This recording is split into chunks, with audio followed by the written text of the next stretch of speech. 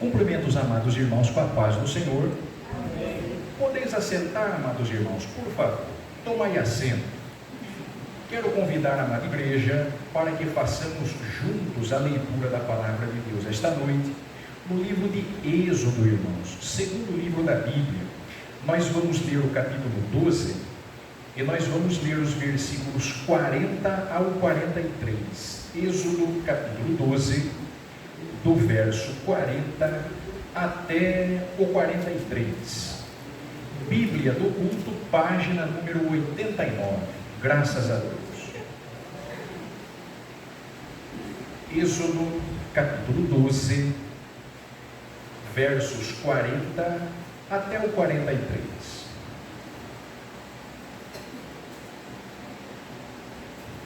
Os irmãos acharam? Amém. Diz assim a palavra de Deus, amados irmãos: o tempo que os filhos de Israel habitaram no Egito foi de 430 anos. E aconteceu que, passados os 430 anos, naquele mesmo dia, todos os exércitos do Senhor saíram da terra do Egito.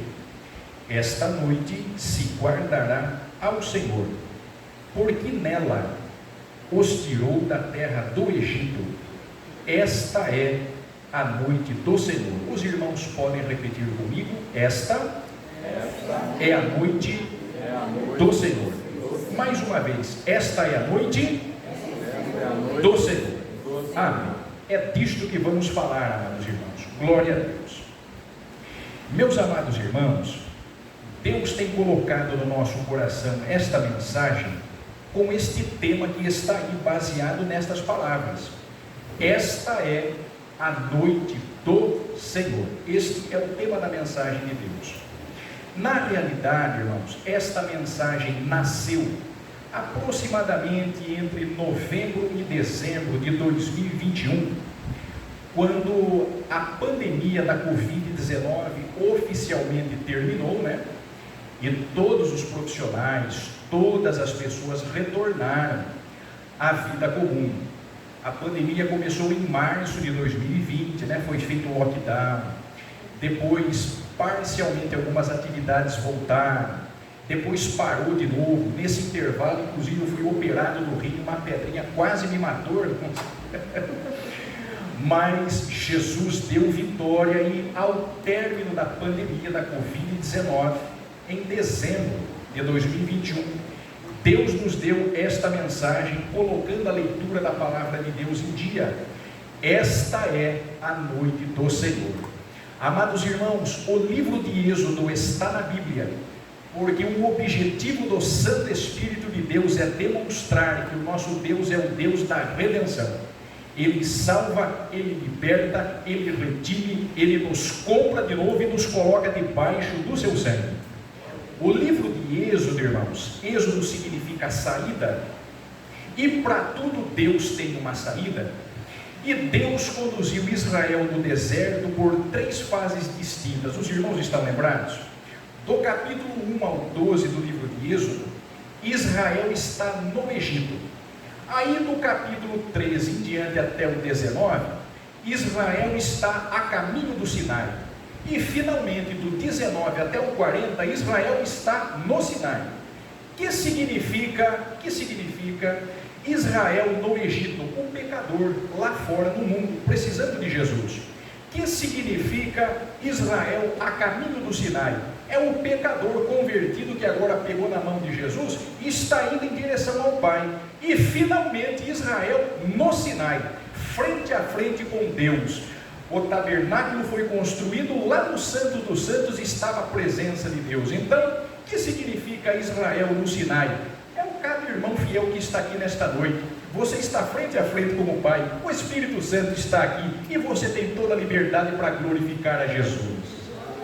Amados irmãos, no livro de Êxodo, Deus se posiciona como o Senhor da história. Quando Moisés escreve aqui, esta é a noite do Senhor, naquela noite, Deus virou a história da humanidade de ponta cabeça, irmãos. E Deus operou um milagre tão gigantesco, mas tão extraordinariamente gigantesco, que o povo de Israel saiu do Egito para nunca mais voltar para lá. Quando a Bíblia fala de milagres, irmãos, Deus ele tem por objetivo realizar milagres até o dia do arrebatamento da igreja. Aliás, é o maior milagre que nós esperamos. Amados irmãos, assim como Deus virou aquela história dos hebreus de ponta cabeça, Deus também quer fazer isso hoje. Ele pode fazer isso porque Ele tem capacidade para isso. E Ele vai agir para conceder liberdade, graça, remissão e muito amor, porque o tema, o textual da Bíblia é João 3,16. Então Jesus vai fazer isso porque Ele pode, porque Ele tem, porque Ele age e porque Ele é um Deus de ação. Eu quero dividir esta mensagem em 3 partes, em 3 noites, se Deus assim nos permitir. Nós vamos transmitir esta mensagem ao coração da amada igreja. E considerando este tema, irmãos, esta é a noite do Senhor. Eu gostaria de sugerir humildemente a seguinte interpretação desta noite do Senhor aqui. Esta noite ela possui 3 dimensões na Bíblia. A primeira noite é a noite do milagre. Em segundo lugar, a noite da aliança. Terceiro lugar, a noite da liberdade. Então, hoje, com a ajuda do Espírito de Deus, eu quero falar da primeira face desta noite. Esta é a noite do Senhor. Então, aquela noite começou com um grande milagre operado por Deus. Esta é a noite do Senhor, a noite do milagre. Os irmãos sabem que a Bíblia, a palavra de Deus, é um livro de milagres. Por isso a insistência do pastor dirigente desta igreja em presentear os irmãos com um exemplar da Bíblia do culto, para facilitar a compreensão, a leitura, o culto, o desenrolar dos trabalhos oficiais da igreja. Não é à toa, este livro ainda faz milagres até hoje, irmãos. Os irmãos se lembram o que é milagre. Milagre é aquilo que não tem explicação.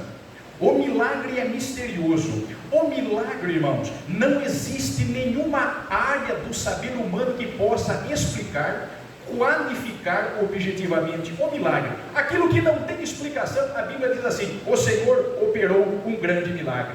E o milagre começou lá em Êxodo 3,8, quando Deus disse assim para Moisés: Moisés, eu desci para livrar o meu povo. Irmãos, quando Deus fala que vai descer do céu, tem milagre chegando. Eu desci para livrá-los. E quando Jesus desceu do céu, olha aqui, irmãos, cada um dos irmãos que está aqui é um milagre. Foi por isso que Jesus desceu do céu. Cada irmão santo e fiel que está aqui é resultado do milagre de Jesus ter descido dos céus. O primeiro milagre ocorrido naquela noite, o milagre da separação. O que significa separação, irmãos? Separação quer dizer santidade ao Senhor. O livro de Êxodo é o segundo livro da Bíblia. Levítico vem logo na sequência, os irmãos estão lembrados? Levítico é o livro da santidade e Êxodo é o livro da redenção. É por isso que Levítico vem depois de Êxodo, porque primeiro Jesus nos salva e nos redime, e depois Ele nos santifica. Amém, amados irmãos? Agora é o seguinte: a primeira coisa que Deus fez naquela noite, separar o seu povo. Como é que Deus fez isso? Desde Gênesis 1 e 4, Deus separou a luz das trevas para que o milagre do movimento de rotação no eixo do planeta Terra pudesse garantir a manutenção da vida no planeta. Agora, qual é o sentido espiritual disso, irmãos? Onde é que nós entramos nesta história, se é que assim podemos dizer?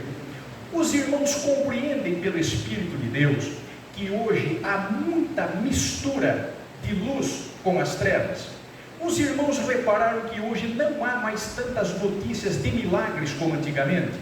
Irmãos, com muito temor de Deus, me permita dizer uma coisa aqui: enquanto houver qualquer tentativa de mistura da luz com as trevas, os milagres não ocorrerão mais com a frequência de antigamente. Mas eu quero me ater ao grande milagre que Deus operou nesta noite, a noite do Senhor. Êxodo 8:22, Deus separou a terra de Gósen. Êxodo 8:23, Deus separou o povo de Israel do povo egípcio. E finalmente, Êxodo 9:4, Deus separou o gado dos israelitas do gado dos hebreus. Por que é que Deus fez essas três separações, irmãos? Por que é que Deus estabeleceu uma separação tríplice lá no Egito? Em primeiro lugar, quando Deus separou a terra, Deus estava demonstrando que Ele é o único Senhor no meio da terra. Salmo 24, do Senhor é a terra e a sua plenitude, o mundo e aqueles que nele habitam. Segundo lugar, Deus separou o seu povo do povo egípcio. Por que é que Deus separou as pessoas do povo? Porque o povo crente, irmãos, não tem nada a ver com o povo do mundo. Nós estamos no mundo, mas nós não somos do mundo. O mundo jaz no maligno, mas a igreja tem uma marca, um selo, chamado selo do Espírito Santo. Em quem estáis selados para o dia da redenção.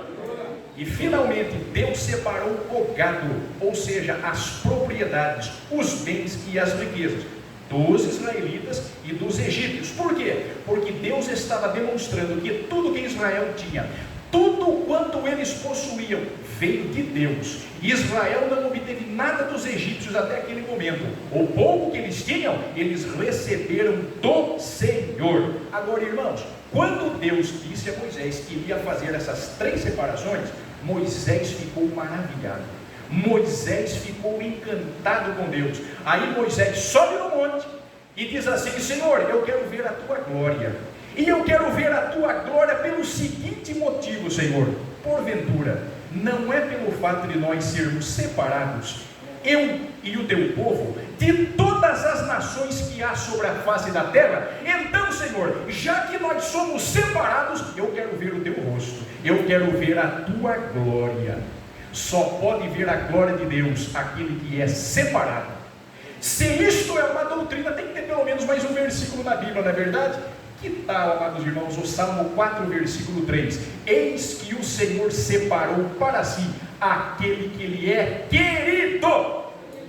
Se você deseja ver a glória de Deus, se você é separado e está santificado na presença de Deus, Deus só tem uma coisa para dizer para você esta noite: meu servo Benedito, querido meu, pastor Forésio, querido meu, irmão Geraldo, querido meu, irmã Gisele, querida minha, irmã Georgina, querida minha, todos os crentes da rua Bom Jesus, queridos meus, eu vou mostrar a minha glória para vocês. Vocês são queridos do meu coração, vocês são separados, a minha glória nunca vai deixar de estar no meio de vocês. Mas a noite do Senhor seguiu com uma segunda grande lição do mundo espiritual, irmãos. Naquela noite, a noite do Senhor, Deus deu um sinal, o sinal do sangue do Cordeiro. Se por um lado a Bíblia é um livro de milagres, por outro lado a Bíblia é também um livro de sinais, irmãos. E os irmãos sabem que quando Deus manifesta alguns sinais, é porque Ele tem um grande objetivo, que vai ser cumprido muito dentro de em breve, e Deus tem pressa de fazer. Quem se lembra daquela mensagem de José? O pastor Roberto Móvel pregou aqui: esta coisa é determinada por Deus, e Deus tem pressa de fazer cumpri-la.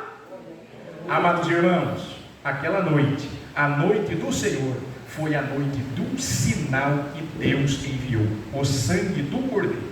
Irmãos, quando Deus manda um sinal, quando nós compreendemos e obedecemos, nós somos abençoados, ok? Agora, quando a gente ignora os sinais de Deus, e a gente não dá importância, e não discerne o sinal de Deus pelo Espírito Santo, a gente sofre as consequências. Aí Deus falou assim para Moisés: Moisés, quando você entrar no Egito, e junto com Arão vocês forem falar com o Faraó, deixa eu esclarecer uma coisa para você, Moisés. Se eles não crerem na sua palavra ao primeiro sinal, eles vão crer no derradeiro sinal. Primeiro sinal: as águas se tornaram em sangue. Segundo sinal: as rãs subiram por todo o Egito, irmão. Você já imaginou rãs subindo em cima do seu corpo, da sua cabeça, entrando no paletó, dentro da roupa assim? Oh, coisa terrível! Agora é o seguinte: aí veio a terceira praga, o terceiro sinal: piolhos. Irmãos, hoje, no sinal de Moisés, os magos copiaram. O segundo sinal, os magos fizeram um punhado de rã subir também. Agora, no terceiro sinal, irmãos, na praga dos piolhos, a Bíblia diz assim: e não puderam copiar o sinal de Deus. Aí os magos falaram assim para Faraó: isto é o dedo de Deus. Aí a cópia acabou, Deus operou um sinal grandioso, e no derradeiro sinal, na morte dos primogênitos, Israel saiu do Egito. A Bíblia denomina os sinais de Deus em Êxodo pela palavra maravilhas, pragas, espantos e sinais. Agora, por que a Bíblia é um livro dos sinais, irmãos? Por exemplo, o sinal de Deus em Caim para que ele não fosse ferido. Por exemplo, o sinal de Deus, o sinal de Deus a Noé, o arco nas nuvens. O sinal do pacto entre Deus e Abraão, a circuncisão de todo menino nascido no 8º dia. O sinal que Deus deu na chamada de Moisés. O sinal do Filho do Homem, Mateus 24. Inclusive na igreja de Corinto, Paulo estabeleceu um sinal, por exemplo, as línguas estranhas são um sinal para os infiéis. E a profecia inspirada pela exposição da palavra de Deus, um sinal para os fiéis. E o mais grandioso sinal de todos, irmãos, o sinal do fim do mundo e da vinda do Filho do Homem. Mas esta noite eu quero me ater a Êxodo 12, 13. E aquele sangue vos será por sinal na casa em que estiverdes. Vendo eu o sangue, diz o Senhor, passarei por cima de vós. O sinal do milagre da noite do Senhor foi a marca do sangue daquele cordeiro. É por isso que o maior sinal da Bíblia é o sangue de Jesus Cristo vertido por nós na cruz do Calvário.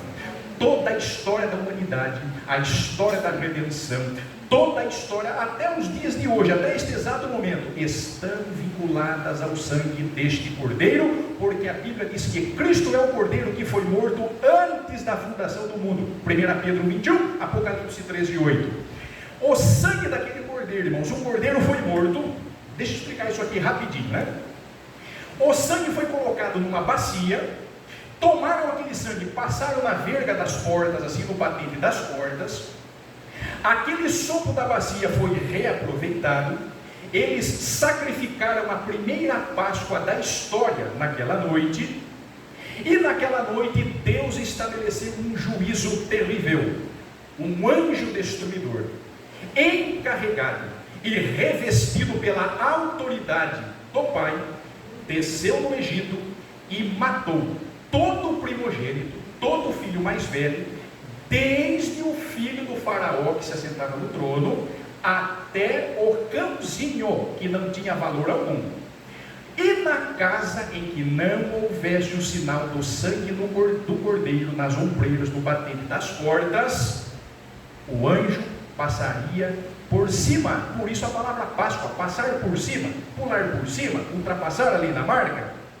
Amados irmãos, o que é que significava aquele sangue na porta? Aquele era um sinal de Deus, sinal de proteção, sinal de juízo, sinal de misericórdia, sinal de aceitação, sinal de obediência, de fé, sinal de esperança, de submissão, mas acima de tudo, um sinal do quão grande é a graça de Deus, porque aquela graça trazia a profecia do sangue de Cristo, nos libertando lá no futuro.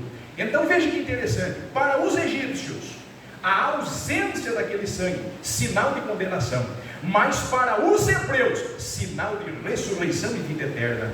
A diferença entre o juízo e o livramento, a diferença da morte para a vida, da condenação para a salvação, onde é que estava a diferença? No sangue do cordeiro, passado na verga e nos batentes das portas. Irmãos, não se iluda, só existem duas categorias de pessoas no mundo hoje: aquelas que estão debaixo do sangue e aquelas que não estão debaixo do sangue. No dia do arrebatamento da igreja, a única coisa respeitável e aceitável diante de Cristo, quando Cristo der aquele grande prato celestial, o Senhor descerá do céu com um alarido, um grande berro que Jesus vai dar. Naquele dia, a única coisa que vai importar para Jesus é se nós estamos ou não debaixo do seu sangue.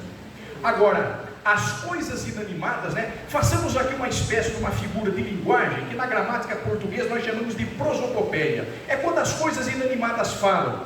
Se nós pudéssemos ouvir a voz daquele sangue, falando assim para o anjo: anjo, passe por cima. Aqui nesta casa você não precisa entrar e matar ninguém. Aqui o cordeiro já morreu, o sangue já está na bacia, a redenção já está oferecida, ela já foi consumada. Aqui ninguém mais precisa sofrer o juízo da sua espada. Passe por cima, porque o cordeiro já está morto.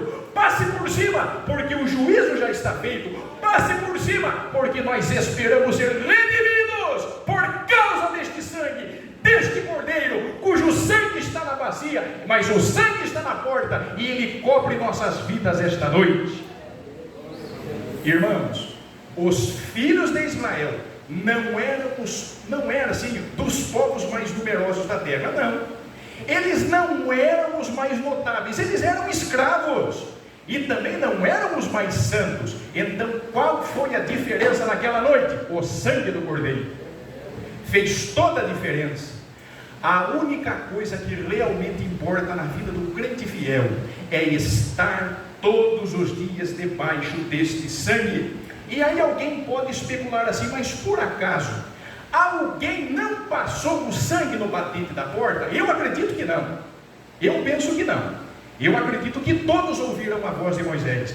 Mas vamos supor que houve no meio do povo algum desobediente que ignorou a voz de Moisés. Irmãos, Deus é amor, Ele é misericórdia, mas se Ele não puder fazer justiça, Ele não é Deus. Quem creu e passou o sangue com sopo assim na sua porta, foi salvo. Foi salvo porque creu. O anjo passou por cima. E se porventura teve alguém que não creu, se não creu e não passou o sangue, este alguém pereceu. É por isso que diante de Jesus, irmãos, ninguém, como disse Paulo, é inexcusável. Romanos 2:8.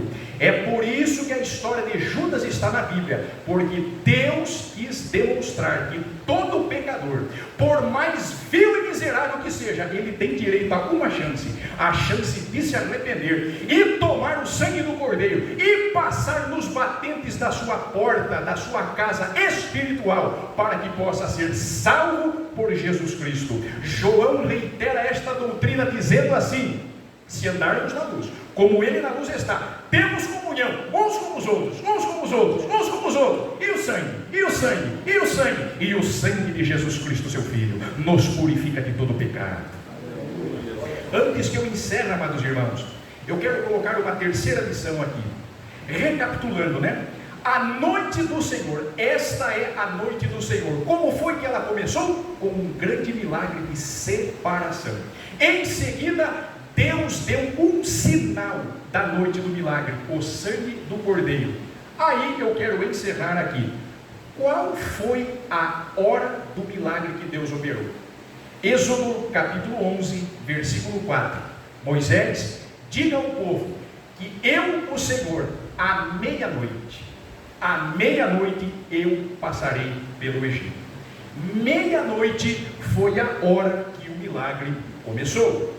Meia-noite Deus disse para o anjo lá do céu: pode descer do Egito e comece a executar o meu juízo. Eu tenho pressa nisso, a hora chegou, é meia-noite e agora o juízo vai começar. E esta noite Israel sai do Egito.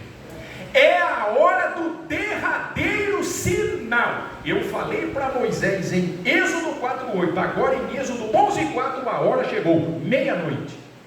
Irmãos, meia-noite é uma hora interessante na Bíblia, não é verdade?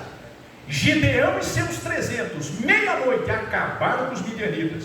Meia-noite, Sansão se levanta e arranca os portões de Gaza, bota na costa e sobe as montanhas de Hebron com o portão de Gaza na costa.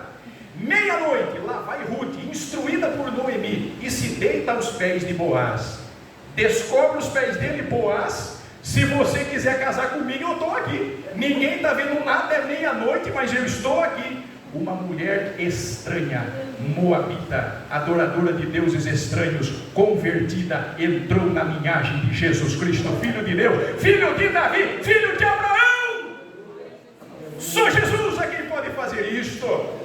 À meia-noite, os filhos foram trocados, mas Deus deu sabedoria para Salomão julgar aquela causa com muita sabedoria e com justiça. Jó disse assim: meia-noite os povos se perturbam, mas o salmista diz assim no Salmo 119, verso 62: meia-noite os povos podem estar perturbados, mas eu me levantarei para glorificar o Senhor. Meia-noite, Mateus 25, e ouviu-se um clamor, meia-noite, aí vem o esposo. Salvaguardadas as devidas proporções e interpretações a este respeito, irmãos, meia-noite na Bíblia é a hora espiritual do arrebatamento da igreja. 0 hora, ninguém sabe o dia e nem a hora. É a hora que Jesus vem para te buscar, Ele vem para te levar, Ele vem porque Ele prometeu, Ele vem porque Ele é fiel, Ele vem porque Ele te ama. É a hora do arrebatamento. Aí Jesus dizia em São Marcos 13:35, gente, meia-noite, hora de vigiar. Jesus dizia em Lucas 11:5, meia-noite, hora de perseverar na oração. Meia-noite, Atos 16:25, Paulo e Silas oravam e cantavam, oravam e cantavam, oravam e cantavam. De repente o terremoto, meia-noite. E não é que foi meia-noite, Paulo estava se despedindo dos irmãos lá em Troade, ele alargou a prática até meia-noite. Eutico caiu da janela, Paulo parou de pregar, ressuscitou Eutico e disse assim para a igreja: calma, irmãos, a alma do mancebo está nele. E depois da meia-noite, Paulo pregou mais ou menos até 5, 6 horas da manhã, mas começou meia-noite. Amados irmãos, meia-noite, o anjo entrou no Egito, onde não havia marca do sangue, todo filho mais velho morreu. Deus disse assim na lei de Moisés, Levítico, de 1 a 5, Moisés, é o seguinte, aqui na dispensação da lei, eu vou tratar a humanidade da seguinte forma: olho por olho, dente por dente, mão por mão, pé por pé e queimadura por queimadura, 5 graus do juízo de Deus. Os irmãos estão lembrados que Faraó tentou afogar os meninos hebreus lá no Rio Nilo, irmãos? Agora Deus afogaria Faraó e todo o seu exército no Mar Vermelho. Faraó tentou matar todo menino nascido em Israel. Os irmãos estão lembrados? Agora Deus mandou o anjo matar todos os primogênitos do Egito. Como é que os teólogos explicam isso nos livros, irmãos? Gálatas capítulo 6, versículo 7, eis que o Senhor não se deixe escarnecer, tudo pois quanto o homem semear, isto também se fará. Sabe o que os teólogos dizem nos livros, irmão? Os teólogos dizem assim: Deus é justo, mas tão justo que Ele só permite você colher aquilo que você planta. Se aquilo que você não plantou, você não colhe, você só colhe aquilo que você plantou. Por isso Deus disse assim: esta noite, meia-noite, eu passarei pelo Egito. Israel saiu aquela noite do Egito, e eu fiz questão de ler este versículo. Naquela noite, na noite do Senhor, todos os exércitos do Senhor saíram do Egito. Sabe o que isso significa, irmãos? Que a profecia do verdadeiro profeta se cumpriu. Quer saber de uma coisa, Faraó? Eu vou deixar uma coisa bem clara para você aqui. A partir de hoje você nunca mais vai ver o meu rosto. Mas tem um detalhe: nem sequer uma unha ficará no Egito. Por isso a Bíblia diz: nesta noite todos os exércitos do Senhor saíram do Egito. A noite do Senhor começou com o milagre da separação. Depois Deus deu um sinal, o sinal do sangue do Cordeiro. E finalmente, meia-noite, Deus operou aquele grande milagre. Esta é a noite do Senhor, a noite do milagre. Fiquemos em pé, amados irmãos. Eu estou sentindo da parte de Deus de fazer uma oração com um propósito específico esta noite. O culto desta noite tem sido uma bênção, muito bem humorado por sinal, Deus tem os seus meios de trabalhar, até mesmo numa forma mais descontraída. Deus fala e Deus opera. Mas, irmãos, aquela noite foi a noite do milagre. E há uma coisa que me incomoda desde o começo da mensagem. Há um irmão ou uma irmã aqui esta noite que precisa urgentemente de um milagre na sua vida hoje. Estou percebendo, irmãos, pelo Espírito Santo de Deus, eu preciso fazer uma oração, mas obedecendo rigorosamente ao que Deus manda. Ninguém precisa sair do seu lugar. Fique exatamente onde você está, porque o povo de Israel ficou cada um no seu lugar, dentro da sua casa, recolhido, quieto no seu lugar. O anjo estava passando e o povo estava guardado, quietinho dentro de casa, meia-noite. Meia-noite é a hora espiritual de Deus operar aqui nesta igreja agora. Há alguém nesta noite que precisa de uma intervenção de Deus na sua casa, na sua família, no seu trabalho, na sua mente, no seu coração, em seus sentimentos, na área física, psíquica, emocional e também financeira. É por causa deste propósito que eu quero orar por você, com a autorização do pastor da igreja. Oremos a Deus, amados irmãos. Poderoso Deus e Pai, Tu falas, meu Deus, das mais diversas maneiras e das mais diversas formas, porque o Senhor é Deus e não é homem. Senhor Jesus, este culto esta noite começou tão alegre. Nós começamos sorrindo na Tua presença, e nós percebemos, Senhor, a alegria e a paz do início deste culto. A oração pelos enfermos foi feita, e nós oramos com fé, crendo que o Senhor pode curar enfermidades esta noite. Ao término deste culto, Senhor, nós não estamos conseguindo segurar as lágrimas, porque a Tua palavra diz no Salmo 56, versículo 8: põe as minhas lágrimas no Teu odre, não estão elas porventura no Teu livro?